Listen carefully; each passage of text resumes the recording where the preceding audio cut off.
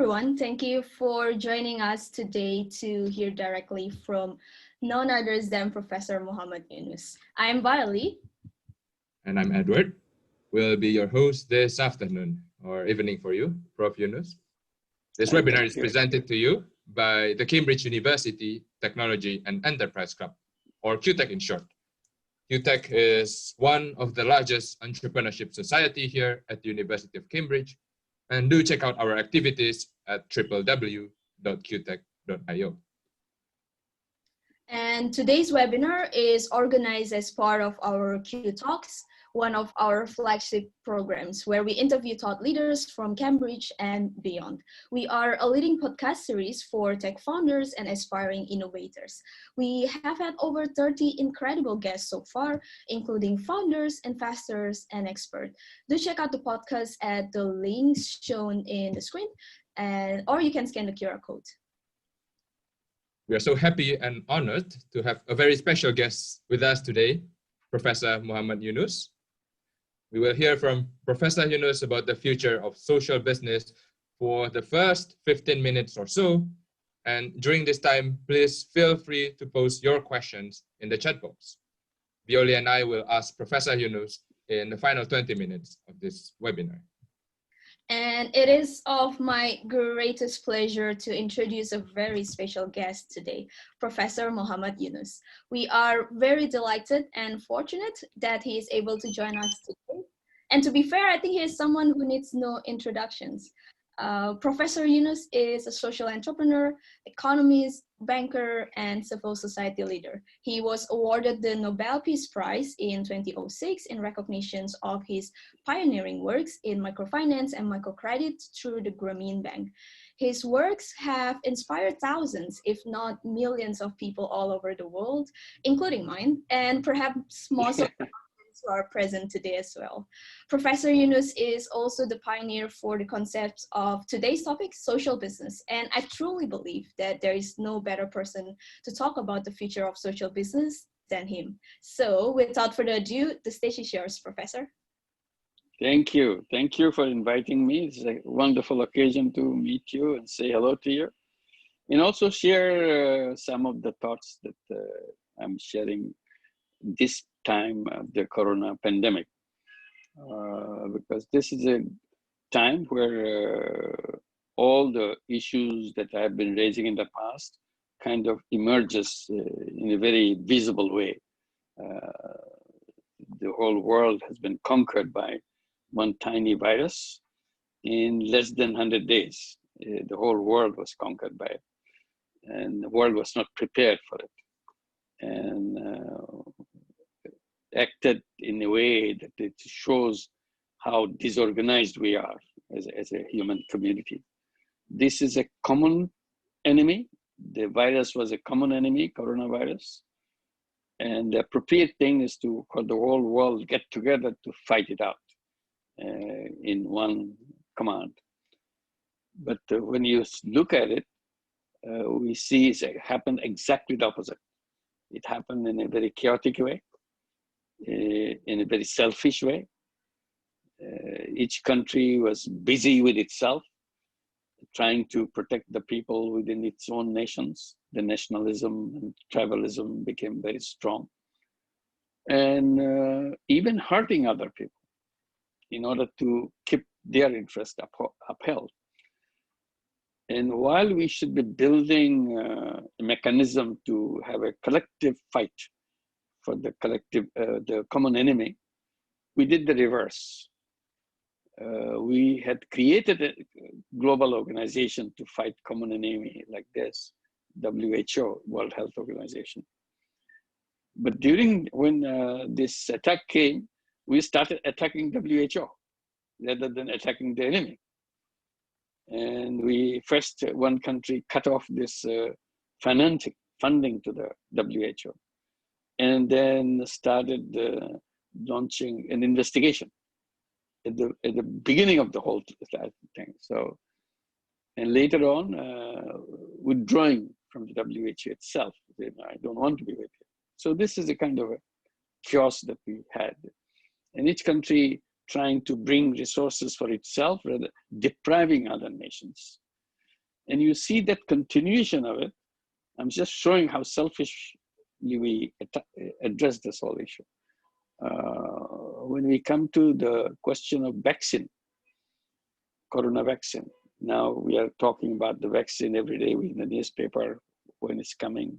They are promising that at the end of the year it will be coming. Russia says we are already doing it. We start doing it in this month and next month, etc. But again, the selfishness continues. We're still not finding it as a common human community.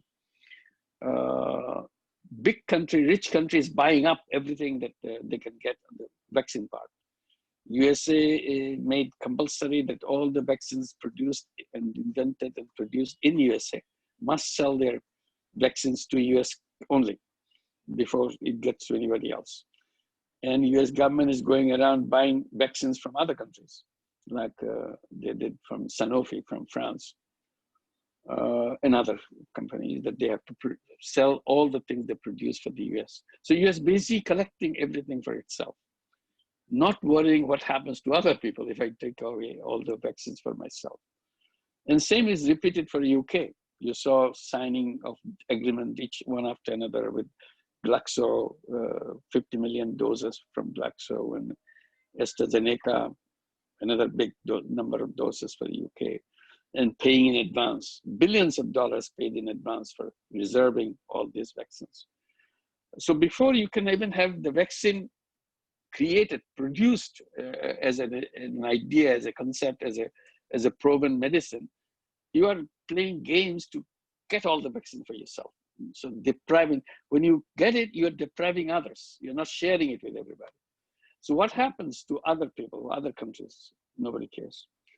So that's one vividly describes the way we behaved in our system. Our system produced us, the selfishness in that. So that's what I was arguing against when I saw the problem in Bangladesh back in the 70s, 40 years back, 45 years back, extreme poverty and so on. And I was wondering what economics is supposed to do. And I've gone through a study economics like you are doing. And I have no knowledge at all how to handle this poverty and all this all around me. I'm teaching economics in the university, and university is surrounded by villages with extremely poor people. So I thought I learned something which is absolutely useless subject. It has no meaning to anything. It sounds fine on papers, but it's not relevant to people. Then I started arguing that it's funny that it's called a social science. I said, I don't see anything social about economics. Economics can be a business science if you want to do business of the kind that they are teaching, but has nothing to do with society, nothing to do with social. If it is social science, it would be pouring in their knowledge to solve the problem of poverty, ill health, and housing, and so on. It doesn't do anything. It just leaves it and say how business is run. They're always talking about the business and how business should be running to maximize profit so that the economy can grow. What is that? So I said, I don't see anything social about economics. It should be removed from the social science list. If it has to be engaged in the social science, it has to talk about social issues about healthcare, social issues about wealth distribution. It doesn't talk about it. So we created a funny system where everything is against the people. Even the system of banking, which I got involved because I said that since I don't know anything about how to helping people, so I have to find it out. So that's how I tried to design something to give money to the people as a loan, because they are victims of loan shark. I was trying to fight the loan shark. I was not talking about big issues, just to fight the loan sharks and give the money in the hands of the poor people, particularly poor women, so that they can be free from the loan sharks and save their life. Because whatever they do, work very hard, but all the money is taken away by the loan sharks. I said, why is that? What happens to what does economics has to say about it? I said, look, all those books written about economics and so on, everything that we studied, I have not read one paragraph about loan sharks and how to fight them. There's nothing. I said, then what? The people are suffering from the loan shark right next to my class. So what do I do? So I said, why don't I start lending money? So I started lending money myself. So I did that. And that's what the beginning of that. And they said, no, it's useless you're doing. You're giving money to poor people because they will never pay back. I said, I'll try. I mean, this is such a desperate situation. I just can't hide behind the speculation they will never pay back. I said, if they don't pay back, hard luck. I'll abandon it. But I will try my best to understand why they don't pay back. If they understood it properly, if I did it properly, probably they will pay back. Maybe it's my fault, not their fault. Why am I saying that? And the bankers were saying that, well, you cannot do such thing because these people are not bankable. They are not creditworthy. So when I started doing that's working, I said, look, the question was not whether people are creditworthy or not. The whole question is whether banks are people-worthy or not. Your banks are not people-worthy. So you're doing something completely different. It's nothing to do with people. So that fight in the inside of the system, and I started defying all the things they are telling me in the banking system. So I designed a bank which is based on the defiance. Everything they do, I do the reverse. They go to the rich, I go to the poor. They go to city center, I go to the remote village. They go to give the money to men, I go to give the money to women. 97% of our borrowers, even today, after 42 years, out of 9 million borrowers, 97% are women, all in the villages. They go to the city, we go to the village. Even today, we have over nearly about 3,000 branches of Grameen Bank in Bangladesh. Not a single branch is still located in any city, any urban area. Not in one single one of them. Everyone is in the village. Because it's a reverse of what the banks will do. Bank will start with the city and they hardly go to the village. When we started doing it, then there was some pressure that they have to go and do something with their own because it's working and so on. So reverse. So I thought the whole system of economics that we built is built in the wrong premises.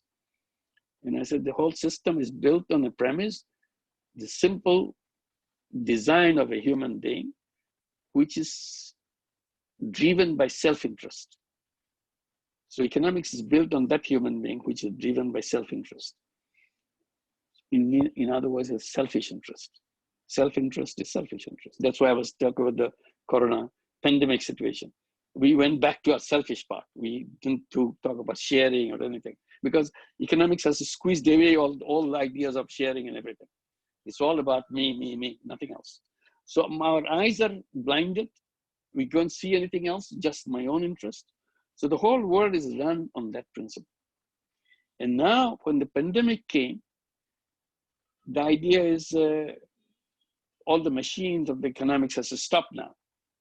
And every country is trying to restart the engine, economic engine. UK is desperate, USA, Trump is extremely desperate to get the machine running. And it's not run, it's a stop. It's put into limbo, it's put into sleep by the coronavirus. And what do you see when it's putting in this sleep? And they're all getting ready with bundles of money, bags of money, some in billions of dollars, some in terms of trillions of dollars to restart the engine. Then I raised the question, do you really want to restart the engine? I said, I wouldn't just restart the engine. Because if you restart the engine, you're expecting that we'll go back to where we are coming from before the pandemic. Wherever the machine stopped, we want to go back at that position, then run again, start again. I said, don't want to go that position. Why? Because that world was a terrible world. And I am very thankful to coronavirus that it stopped me. I was in a train, fast train, rushing to my death. And that's what the world was, rushing to the death. Because everybody was saying, the world has very little time left. Maybe 20 years, maybe 30 years, and after that, world is over. No human being can survive on this planet. Why? Because of global warming. It's getting worse and worse. 1.5 degrees Celsius by 2040, that's probably can tolerate a little bit. But if it is 2 degrees Celsius by 2050, it's over. Nobody can survive on this planet after that. And it's irreversible. You cannot change it anymore. You reach the point of no return. So you know perfectly well we are going to that. So I imagine it's a train taking us. We are all in the kind of death row. We have got the death sentence. We are rushing to the death, and so finishing line is there. And coronavirus has stopped the train. And suddenly we feel relieved that we don't have to go there. But now every country, every leadership is trying to push us to get back to the train and rush to the death. I said, why are you doing that? He says, you are committing suicide. Why do you want to commit suicide? Now that the train has stopped, why don't we now think which way we can save ourselves in another direction? This direction is bad. So we have to go in another direction. So build a new track and put the train to go in a new direction. Create a new world. This world is a death trap. We are gone, finished. Not only global warming is not the only one. If it's only one, we say, well, there is some possibility that we can scale. This is several things happening. You heard about the wealth concentration, extreme wealth concentration. All the wealth of the world is in the hands of a few people. And the 99% of the people don't have anything. Hardly they share 1% of the wealth of the world. What kind of world is it? If all the wealth is in the hands of few people and the rest of the people don't have anything? It was Oxfam which was telling us every year that 50 people have more than own more than 50% of the total wealth of the country, and next year says 20% people own more than, etc., etc. And we don't get aware of it. We don't want to listen to it. We are so busy rushing to the death. We don't want to hear anything else. We know it, it's happening. So wealth concentration is an explosive situation. All the societies just explode. You cannot tolerate all your blood in your body goes into your one fingertip. Rest of the body doesn't have it. That body doesn't function. And this is the way we have created this economy. And we want to go back to that situation to get it worse, because every day it's getting worse. So, and the third one is a massive unemployment. You say, where is unemployment? You don't say it. But artificial intelligence is coming. You, in your school, you're saying, you keep calculating how many years and how many people will be out of job. In 15 years, they say more than 500 million people, in 15 years, more than 500 million people will be replaced by artificial intelligence. If you go 30 years, it's just done, finished, people will be over. So what is the role of the people on this planet if machines take over everything? Do we have to just survive? How do we survive? Who is going to feed us if I'm not working? Some say, well, the state should be feeding. I said, well, I'm not a beggar. Why should the state feed me? I'm a human being. I'm a creative being. I'm born here to take care of the whole planet. So how come now I have to be beggar? Is this the success of my economics and so on? I said, no, I don't need that kind of economics. And that's it going to happen. It's all done. It's not some speculative thing. It's all done. I said, no, I don't want to go back. So I kept saying that the most important thing to decide right now is to decide no going back. We don't want to go back. We want to create another world. This world is creating global warming, is creating global massive unemployment, is creating massive continuation of wealth concentration. So we have to build the reverse of that world in order for us to survive. The world of 3 zeros. 0 net carbon emission. 0 wealth concentration. Wealth should be shared by everybody, not concentrated to anybody. And 0 unemployment. There shouldn't be any unemployment at all. This is the kind of world we can, and we can build that, provided we replace that selfish person in our thinking, in our process, the one who is self-interest driven person, because the real person is not a self-interest driven person. That's a miscategorization, misconceptualization the economists have done. Thinking all people are driven by self-interest. No, all people are driven by 2 interests, self-interest and common interest. Economics took away common interest from its picture. Common interest is not your job. It's something government should do. You should be concentrating on your self-interest. And we became a narrow human being because economics put all these ideas into our mind, and education system that you are going through, we have gone through, they tell you, no, you are the person should be taking care of yourself, nobody else. And leave everything else to the government. I said, why should the government do it? What about me? I can do it because that's what I want to do. So if you replace this person by a person who is self-interest driven as well as common interest driven, then world becomes a completely different one. You have the business to make money, which is a self-interest driven business, and you need the other business which doesn't exist, and we have been creating it because I said it was part of us, is a common interest driven, and that is the social business, the business for common interest. That's all it means. In a self-interest driven, you accumulate all the money that you can have, squeeze everybody to make your maximum profit. And in social business, you give things in a business way so that it's a sustainable business. You don't want to make a penny for yourself. The same person, I can do both businesses. If we do that, the whole world will be different. So we come back to the corona vaccine.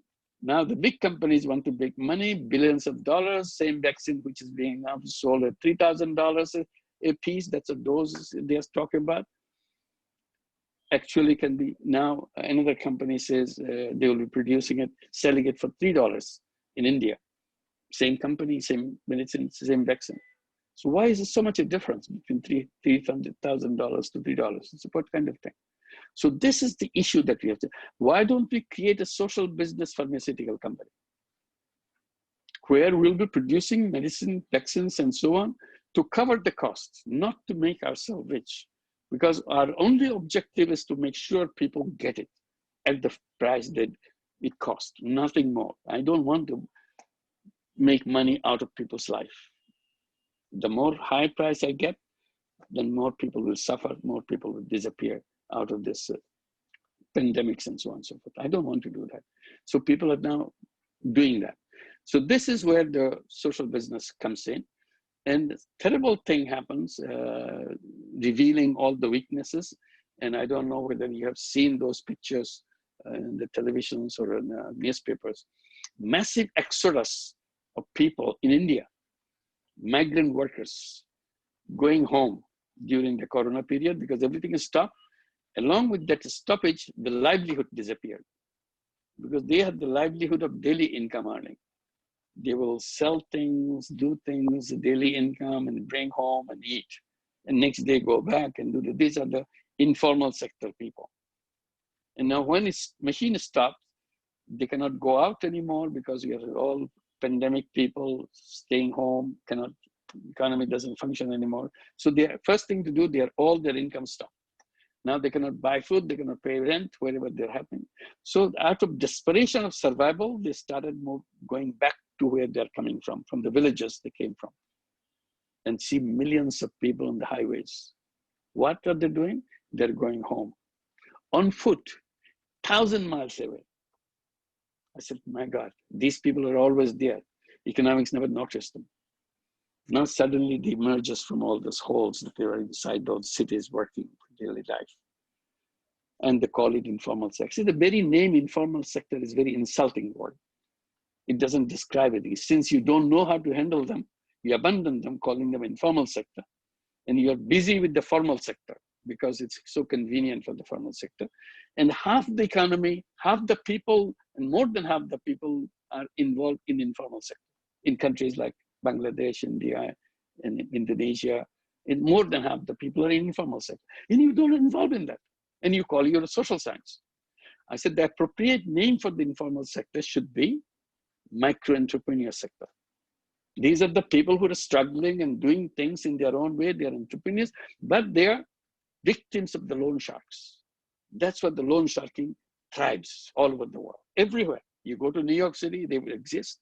You go to Jakarta or Bali, they flourish, or Dhaka, they flourish, or go to any village in Indonesia, Bangladesh, Malaysia, wherever you want, India, they flourish. This is their trade out of the blood of the informal people, informal entrepreneur people. If you had given a fair kind of banking system for them, they will come out. I said, once you recognize them as a micro-entrepreneurs, just recognition, economics giving them the recognition, then you can build financial system to come and work with them, like microcredit. We did that in the villages so that and it worked. And since you are not involved with it, you say it doesn't work.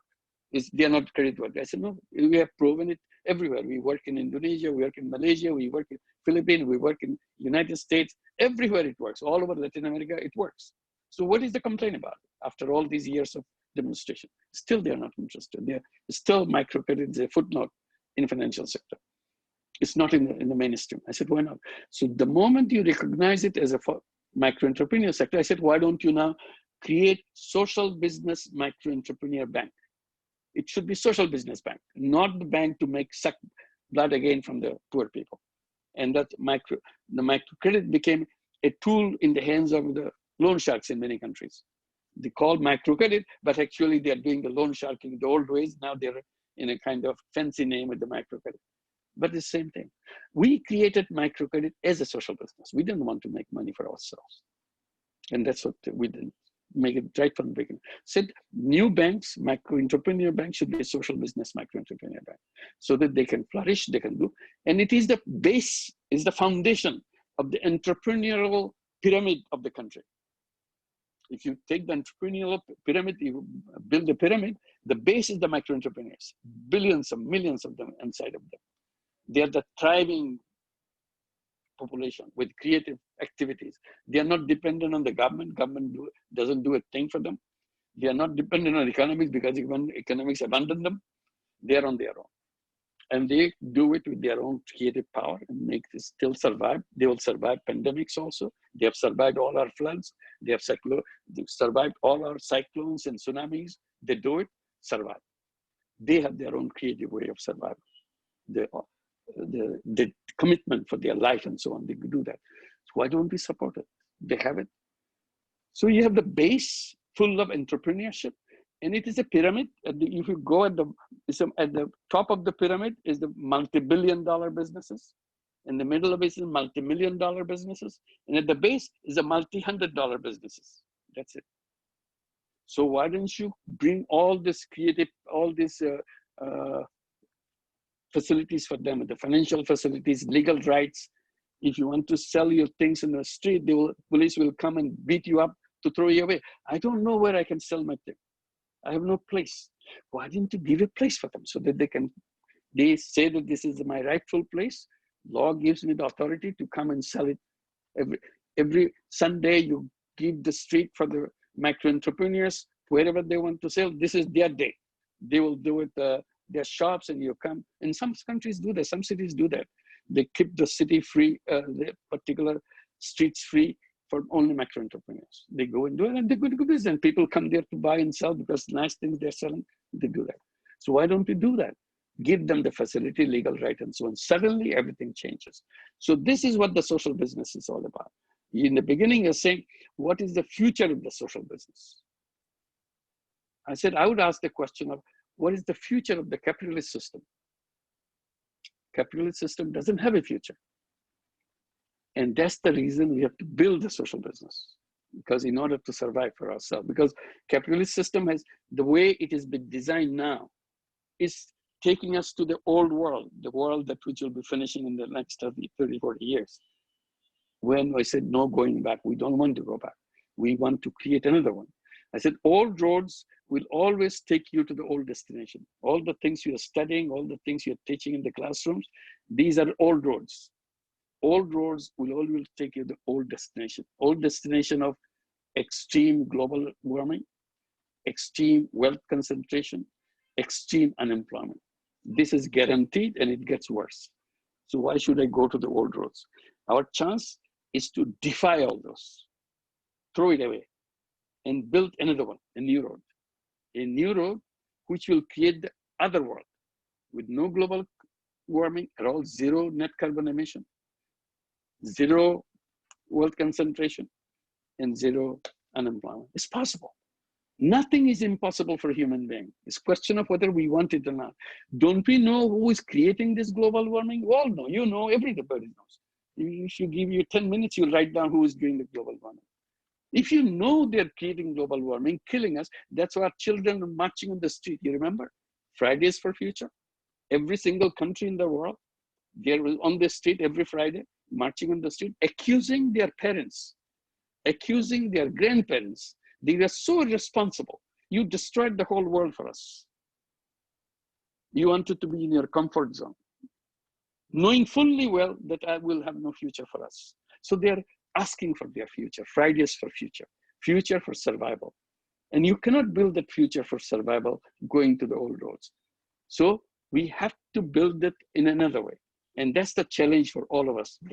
We have to make it, and we know how to do that. We know who is creating all this global warming. We know what organization, what institution is creating the wealth concentration. We know what will be creating all those massive unemployment. But we don't want to do that. We are in our comfort zone. Each one of us in a comfort zone. Which we live our life. We have our retirement benefits and so on. All we'll get a good job. We get a good degree. Who cares for anything else? It will, because your children will not survive on this planet. Your grandchildren will never even cross their childhood. Forget about adulthood. And is this the world we're looking for? We'll be creating a world where we'll hand over the world much more safe than we found it when we came to the world. And their commitment will be to hand over this world safer than they found it. And that's the direction we go. Now we are doing the reverse. We make it worse than we found it. And we hand it over to the next children, the next generation. The next generation makes it worse. So this is the direction. So the first decision is, in this situation, no going back. This is the greatest opportunity we will ever have. And if we don't take this opportunity, we are doomed, we are finished. So I will be urging everybody to take this opportunity, make sure we don't repeat the same ways of doing things as we did in the past. And coronavirus, thank you very much for making us aware that we got not only aware, you gave us a chance by stopping. We couldn't have stopped the train. Train was rushing. They stopped the train. Now today we can get off the train and move someplace else. And this is a big opportunity that we got. I will stop here. Thank you. Thank you, Professor Yunus. I think we all agree that was a very inspiring talk. And we have to revisit, like you say, our selfish characters and just make sure we are aware of it. And it's also amazing how you see opportunity instead of the crisis in terms of these uncertainties. And we have quite a lot of questions in the chat, but if I may just start the Q&A from my side. Go ahead, yeah, sure. Yeah, I'd love to hear more about the 3 zeros you mentioned. Yeah, right. And you do mention to do that, we need to replace the selfish interest to common interest, and that's social business. My question is, what do you see the role of current private sectors or the capitalist companies that's already in the system, as well as government, in terms of achieving these 3 zeros? Do you see a need to collaborate between private sectors, government, and social businesses? Well, you may not. I think it's at the hand of me and you as individuals. If I want to run that water business that I was talking to you, that I want to sell water so that people have clean water in their village, don't have to drink polluted water and kill themselves, and I do it on my own, I don't need any government permission or anything, because if I follow the rules and so on, it's just like any other. I just sell water in my village. And I don't want to make money. It's my decision. It's not government decision. And you said, can we do our, instead of selfish, you can selfless. I said, it's both built in us. It's not something we're inviting from outside. It is us. What the capitalist theory, that the existing economic theory has done, it blocked it out by saying that, no, you are a self-interest driven human being. It's a wrong idea. And it drilled into our head. We forgot that we are born as a person with both interests, self-interest and common interest. So they blocked out the common interest. I said, unlock it. You have it. Came with that. So I'm not saying that all those people who are running the big businesses or small businesses, whatever business, they shut down their. I'm not saying that. I'm saying they all can do the other business also. It's in addition. It's not closing down. And then what happens? They will do some little business here as a social business, selling water, selling healthcare, selling this as a social business. Will this end this problem? No, that's not what I'm saying. Once you do that, you discover yourself. You have the capacity. Then you have a question. Should I do more of social business or more of self-interest driven business? It's my decision now. And I'm betting that once I found out that I can reach out to many people, I can impact on so many people's life, I get excited about it. I want to do more of it. And people say, why should anybody do social business? They don't make money into that kind of business. Why should they do it? So I try to explain it by saying like this. I say, look, making money may be happiness. That's why people want to make money. Making money is maybe happiness. But making other people happy is a super happiness. So no, I don't see it super happiness. I said, you never did it. How do you see it? I said, you have to do it first to find out. I said, it's such an intoxicating thing. Once you start touching other people's life, you cannot come out of it. It's a really super happiness. So, but our school never teach us to get the super happiness. They're busy with the happiness part of it, not the super happiness part. So that part is blocked for us. I said, I'm opening up. It's up to you to decide how far you want to go with. Should you lock down everything and go for a super happiness? If it is super happiness, of course you'll get away from happiness in search of the super happiness. Why should you start kind of go for the little things? You go to big things. You can change the whole world. This is in your capacity. You can stop the global warming by social business. You can stop the wealth concentration by social business. If you can do that, my life is worth living.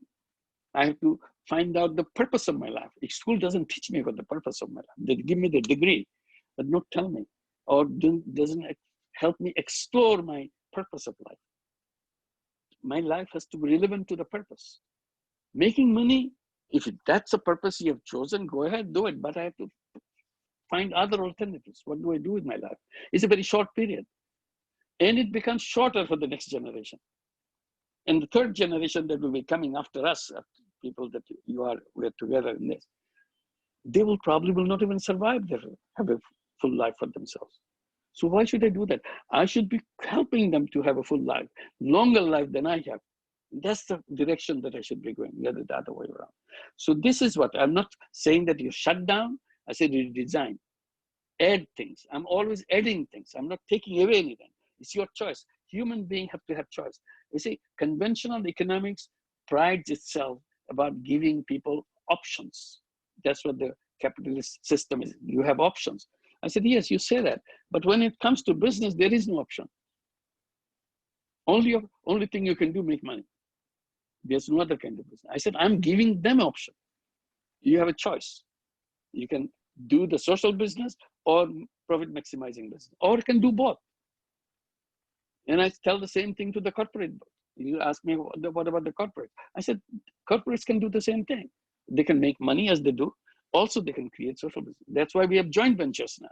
It is the initiative of the corporates to come and talk to us that we want to create social business. So we have joint ventures, social businesses by the corporates, like the Danone, Violy in France, like Uniqlo in Japan, and in McCain in Canada, and BSF in Germany, in many countries. They are doing on their own. Nobody has beaten them up. No government has ordered them to do it because they see this is a problem. We can solve it by creating a social business. They have done the social business.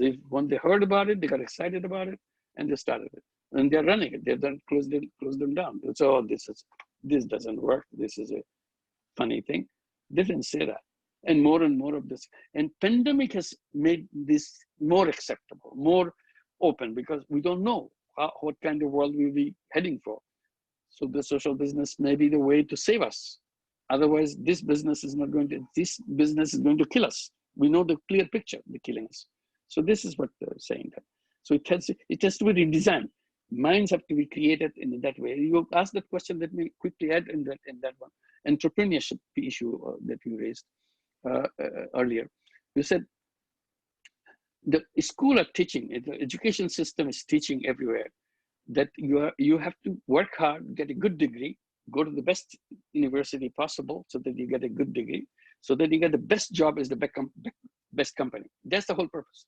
Getting the job is the destiny of every young person. I said, that's a very, very kind of a wrong idea to have a best job in the best company. We are not born to work for the best company. Why should I work for the best company or any company? I said, human beings are born as entrepreneur, not job seeker. Job is a wrong design of wrong thinking of economics who designed it. In order to make their theory look perfect, they introduced this idea that everybody has to go and work for somebody. I said, no, human beings are born for themselves, for being entrepreneur. I keep saying that when we are in the cage as a human being, as we are coming from the history, we are not sending job applications to anybody. We are on our own, and that's our human history. We are always on our own. We became hunters, we became gatherers, we became farmers. We are always taking care of ourselves. And we are not under anybody's order. We did our own survival. We fought it with the nature. We fought with the adversities, and we did that. And today, suddenly economists come, no, you have to work for somebody. So they devised the education system, prepared them so that they get job-ready young people. I said, what a shame. They shouldn't be, universities should not be producing job-ready young people. They should be producing life-ready young people. You misconstrued the whole thing completely. So I'm an entrepreneur. So if I'm an entrepreneur, all human beings are entrepreneurs. If the financial system could be built that way, everybody will be entrepreneurs. Today I take a job because I have no option. I don't have money. My parents don't have the money. So I get a job. So that's the only way I can do. I can serve somebody else. If we all become entrepreneur, there'll be no wealth concentration. Wealth concentration happens because I work for the company who makes the money. I don't make the money. I get only the salary. He makes the money. The owner gets the money. So he creates wealth concentration because he can make it because I work for him. If I didn't work for him, there was no wealth concentration. If I'm an entrepreneur, I pick up my own wealth, you pick up your wealth. So everybody picks up their wealth. So what is the chance of concentration? Concentration happens when he can concentrate you to work for him. And that's what the concentration happens. Otherwise, there's no concentration. So it's all question of how you design things. It's like creating a software. If you want to create a software where wealth will be distributed by everybody, you'll be bringing things in a way where wealth will be distributed by everybody else. It's a question of designing things, putting the right kind of characteristics of human being, how they behave, how to do that, and design a system to enhance that, not reduce it, not push through a kind of a system where I'm reluctantly entering into it. Anyway, I stop here because others have asked some questions too. Thank you, Prof. Yunus. I think that was very interesting. And since we are talking about redesigning the new, economic system, I think there's been a couple of questions about what should be the new measurable goals, perhaps the KPI that we should be aiming for in order for that system to start, and where should we start? What sort of roles perhaps we as individuals could do, and as well, if we First want of all, to change. First of all, schools should be teaching us that as a human being, as an individual, I can change the world. I don't have to wait for anybody else. It's my power, and particularly this generation, your generation, has enormous power that no other previous generation ever had that power. So in that sense, you are the most powerful generation in human history. Why? Why are you so powerful than other generation? Are you smarter than other people? No, you're not smarter. You're just like anybody else. But you are born with enormous technology in your hand. No other generation history ever had that kind of capacity, that kind of technological power in the hands of the young people. You're born with technology. In our life, we started in a very remote, prehistoric way. We used to write by pen, there's something called pen, and you have to have paper, and you have to write in long hands, and wait very hard. And then if I'm writing to you, I'll be very careful how I write it to you, and then stick it into an envelope, and lick some stamps on top of it, and go to the real mailbox, not in the screen, real mailbox, and put it there, and wait for weeks or months, you get a reply. You are born where you click, click, click, and it's done. And before you finish, the reply comes with the face, with the pictures and everything else. So your life is completely different. Even the little child, when he grows up today in your families and everybody's families, he starts not taking pen or scribbling something. He started touching the wall because he thinks everything is a touch screen. He touches everything, that he'll see something happening and start pushing things, because that's how his mind is growing, that is touching makes things happen. And he's right, his touching makes things happen. It's a touch to do that. So what I'm saying is a powerful thing. So all those things, that the growth and other things will be relevant subjects. Are we here to grow or to eliminate wealth concentration? If growth is in conflict with wealth concentration, which one will support? If growth is in conflict with the global warming, which one will support? So you have to make your choices. What is growth? I'm not eating growth. Growth is not killing me either. I don't want jobs. So what is the growth for? What do we do with it? All I know is that global warming is killing me. So I do everything to stop the global warming. And I stop the people who are making the global warming. I make sure that I don't put my money into a bank which is lending money to someone to create a fossil fuel power plant. I don't want to put my money into it because my money is going into fossil fuel. So do I ask the bank that what do you do with my money? Can you show me where you're spending your money? You're investing in your money? We don't ask them. They gave me interest. I'm very, very happy. Go back and then make speeches about global warming. And we are all know what is happening, but we don't want it. It's a comfort zone. So do I have to go and tell them that the banks, I go to the bank who can declare certified green bank. Not a single penny of that bank goes into fossil fuel. Not a single penny of that money goes to plastic businesses. And when I go to the supermarket, I don't buy anything with the plastic. I don't do anything with the fossil fuel using anything. I don't use anything which uses fossil fuel. I say green energy, you give the green energy, I'll take it. Then I create the green world. It's my decision which creates it, not the decision of the other people.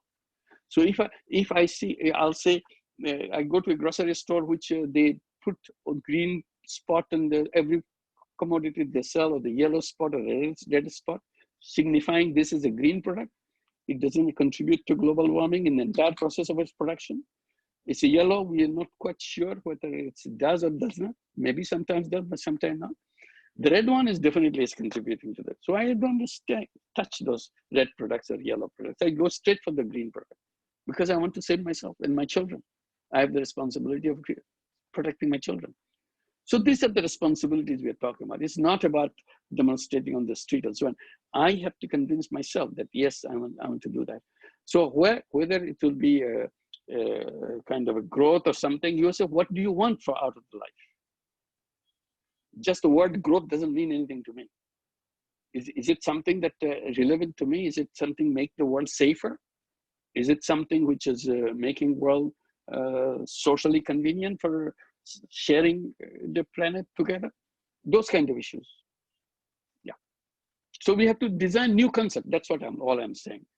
These concepts are to remove all the other arguments. Oh, no, growth is very important. Then you stop. I said, okay, growth is important. Why it's important? I don't know. How does it relevant to me? Said, growth means job. I said, I don't need jobs. I'm an entrepreneur. Who cares for the job? And we created social business venture capital fund in Bangladesh because I keep saying to our young people that forget about jobs, you're an entrepreneur, go and start a business. Said, there's no money. I said, I'll create the money. So I created social business venture capital fund and tell the unemployed young people, come with a business idea, I'll invest in your business. That's not your problem. Money is not your problem. Idea is your problem. You come with the idea, I'll invest in your business. Whichever business you want, whether social business, money-making business, doesn't matter. As long as you don't harm the planet, that's all. You come with business and I invest in your business. And your deal is, since I'm a social business venture capital, the deal is when you're successful in business, return the money that I gave you. I don't want to take away your profit because I don't want to be a profit maker. All I want to help you to get into the business part of it. And if I'm successful, I launched you in the orbit. So you need the second round of business money from us, come back with another idea, how to expand the business. I'll check it again. If it's good, that yes, you designed it well, I invest it again. It's a equity investment. So don't worry about loan, how to pay, how much interest to pay, how the burden of the loan, nothing. It's a business joint venture.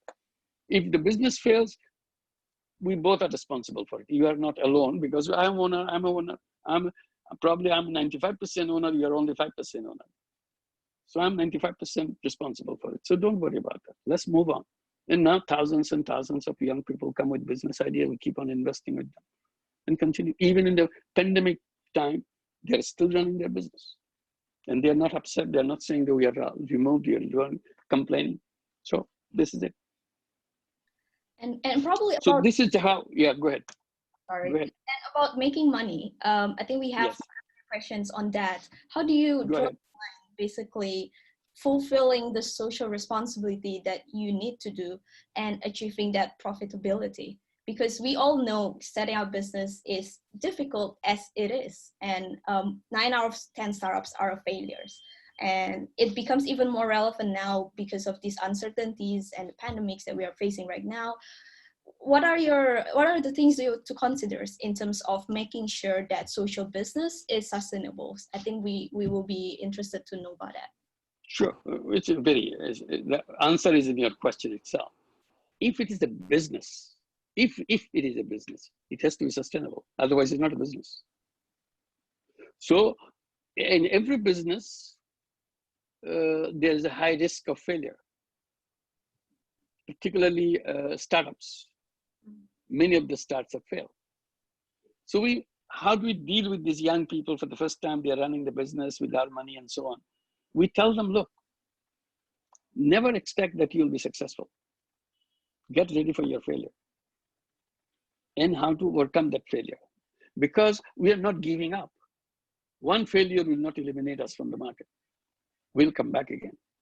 So this is our joint business. So you make sure how to stay alive. If you fail, we come back again. We'll put money into business again. Try again. In the second chance, you may be successful.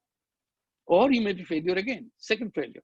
So we'll try again. So gradually we'll move on. Some will be one time successful, second time successful, some will be third time successful. We'll continue. Because otherwise, it's my idea how to find opportunities so that I'm successful. Whether you want to make money, whether you want to help other people, that's up to you. I'm not saying everybody has to do social business with my money. I'm a social business because I don't want to take money. But you can do whatever you want because you are starting a business. You have to learn this business and so on so that you can feel comfortable that, yes, you are comfortable with their business. And then you decide after you are comfortable whether you want to start a social business alongside. Don't forget that. That's all. So that fate is there. The failure fate is common to everybody. Whether you are a money-making business, whether you are a social business, that will be there. But this is the beginning. And in the second round of experiences, people will learn more for the social business, how to stay alive, how to make sure that it gets to it, how to make it easier for them. So they will have more experience. If all businesses fail, we'll not be here. The economy is gone, finish. They don't. That's how we can keep the wheel running. Yeah. Professor Yunus, to build on top of that previous narrative, do you have any practical advices for someone who might be keen to start a social business? Suppose I would like to start my social business tomorrow. What sort of things should I be looking out for? What should I prepare? Practical advices. One practical expertise would be get ready for a failure. It's whatever you do, so that you make sure that you don't fail. That a failure is there. It's a mark there. You have the virus of the failure virus because you're starting one. You maybe have some. Prepare yourself so that you don't fall victim to that virus and continue. This is one. If you want to do a social business, that narrows you down. You have to find out what problem you are going to solve. You have to have a very clear picture because you have to design the business to solve that problem. In conventional businesses or money-making businesses, you don't care what business as long as it gives you profit. So you're looking at profit making. What is the best chance of making best profit? So that's the territory you're looking for. In social business, you're looking for what problem you want to solve by your business.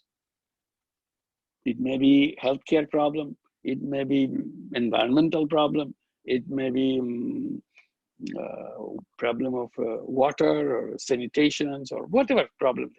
You have to have a very precise, or you're helping unemployed people to get become entrepreneur. That's your social business, like our experiences. Or in UK probably, those who are in dole, those who are in subsidy, those people live in subsidy because they have no other opportunity for them. Government pays them every month. And you decided you want to create a social business to take 3 people on subsidy out of subsidy. That's your business. You create a business where they will be employed, and you have a nice business, or there's a carry-on food or something, whatever you design, they're the one employed, and they have a decent salary from you, and your business earns enough to pay for itself, and you don't want to make profit. You solve the problem of 3 people on the shoulder of taxpayers. Now they become fully on their feet. They're good employee. They make the beginning of their. So you solve the basic problem of the world. And seeing you do that, somebody says, oh, he has only done 3, I can do 10. So he started another business to take 10 people out of the subsidy, out of the welfare program, and do that. And many of the friends that I know, they're doing that in Japan, in USA, taking the young juvenile prisoners from the prisons.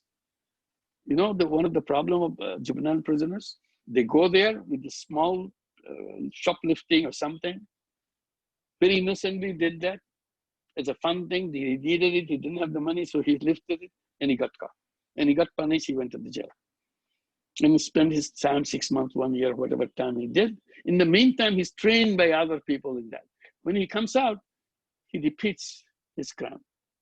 Now that he's more hardened, and goes back soon, in a year, 2 years.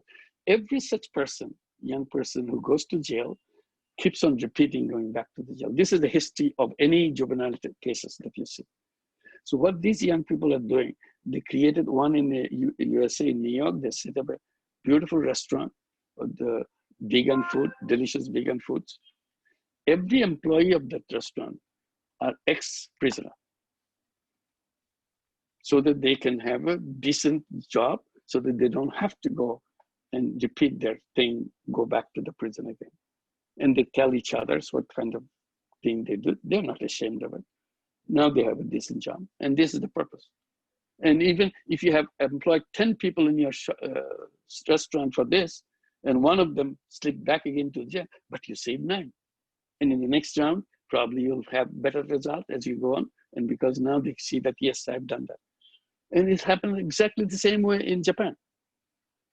They take the same story, because in Japan, the same story. It's worldwide the same story. So it's a question of what is it that you want. You design it as social business and make it. Say, what about my money? How do I survive? I'm helping other people to do that. I say, it's a business. We are against taking personal profit, so that that profit making is removed from my mind, because profit blinds my eyes. I don't see things the way it is. All I see is money. So I become greedy. So in order to take that off, the greed part of it, so that part we take away the profit part. But the salary part, I still have the salary. I run that restaurant, which I created for the ex-prisoners. I run the store as a manager. I get a salary. That's my income. So I'm not an abundant person that I did everything for others, but nothing happened to me. I'm a very good manager. I did lots of things. So I have assigned myself a salary out of my company, reasonable salary. People will not say that, oh, in the name of salary, you're actually making profit. No. You try to hire me for something else. At that salary, I will not go, because I enjoy it. That's why I'm doing this. And that's it. I'm happy with it. It's all about happiness. It's nothing else. Money cannot be a measure of happiness. The way we're mistaken in this world, that money equals happiness, is not true. Happiness is something else. It comes from another direction. It's about what your mind wants and how you feel about yourself, your life, and so on. That's the happiness, if you're going in that direction. Yeah. Sure. Prof. Yunus, Okay. That was very inspiring. Okay. Just being mindful of time, I think we'll take one last question from the audience. Okay, go ahead. Go ahead. I think there's a practical question on the governance of microloan and microfinance. Things like how do you ensure that the money that is being loaned are used in a proper manner? I didn't get it. Say the money that is loaned is not used for unnecessary private spending. Instead, it is used for. Oh yeah, of course. This is part of your business. Like in microcredit, we have to argue with that. Many misuse that microcredit. See, we started the microcredit for giving money for income generating purposes. So you take the money so that you can start making money out of money and then pay back the money.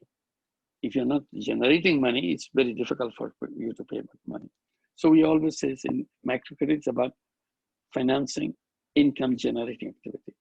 So when it became very popular, many people want to start making big money out of microcredit. They started lending money for consumption loans. So you can buy a refrigerator, you can buy gadgets, you can buy this, you can buy big screen televisions. I said, that's not microcredit, because you're trapping him now with you're becoming agent for the products by giving consumption loan to sell this product and that product, and you get money from them and you get money from the borrowers. You make yourself rich, but they're in trouble.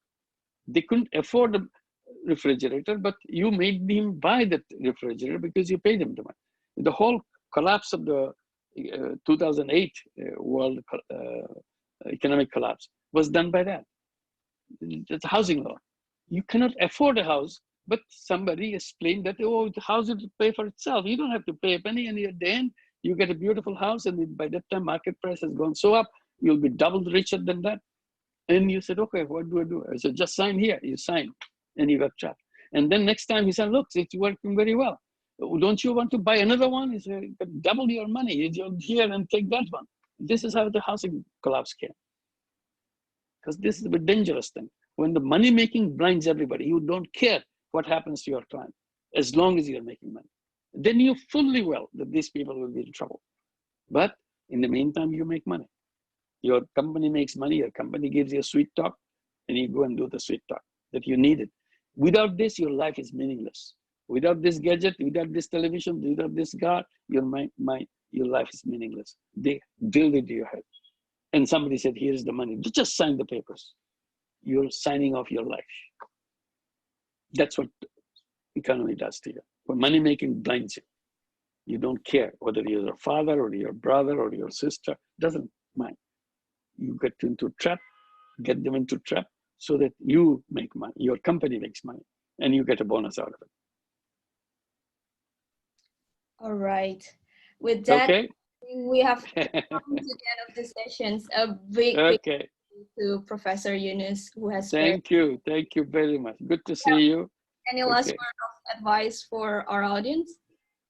Yes, indeed. The point I say, you're the most powerful generation in human history. That's what I was trying to explain to you. Try to think about it. Does it make sense to you? Do you feel that, yes, in some way or in a big way, you are the most powerful generation in the human history so far? And if you're convinced that you are human most powerful, then ask yourself the second question. If you have so much power in you, what use you're going to make this power for? You have the power, you know that, but you have to use it. If you don't use your power, it's zero, it's nothing. You wasted that power. And I can almost tell you that, to give an analogy, having power means you have the Aladdin's lamp in your hand. And if you touch that Aladdin's lamp, the genie will come out and say, what can I do for you? Say, go and do it. And he'll do it for you. But unfortunately, you didn't recognize this Aladdin's lamp. Never bothered to touch it because you didn't know that this has a power. And it's wasted just like any other piece in here. You just put it in your shelf, it's lying there. Don't do that mistake. If you feel that you have the power. And if you, today I just mentioned the Aladdin's lamp, you are the lamp. You are the genie. Ask yourself to do it. Whatever you want to do, it will be done. Don't be afraid. Just because you look different, you look like just like everybody else, but you're a genie. You are a different generation, genie generation. You can do anything you want. Don't forget that. Make use of it. Small things shouldn't interest you. A job, this house, this car, these are too small for you. These are for previous generations who needed a car for the first time in their history of their family's tradition. Never owned a car before, never went to school before. They went to school. Your job is to change the world. You don't need any of this. You don't need a car, you don't need a house, you don't need anything. You don't need a promotion, you don't need a bonus. You create your own world. That's all you need. Thank you. Thank you so much. Can't wait to change the world. I hope everyone are very inspired. And I think that's all from us. So thank you everyone Thank you. for joining us today. It's been a great pleasure. And I think that's all. So see you in our next event. Thank you. Thank you. Thank you. Bye-bye. Good to see you. Thank you. Bye-bye to everybody. Thank you. Bye-bye. Good to see you, Professor. Thank you. Bye-bye. Thank you.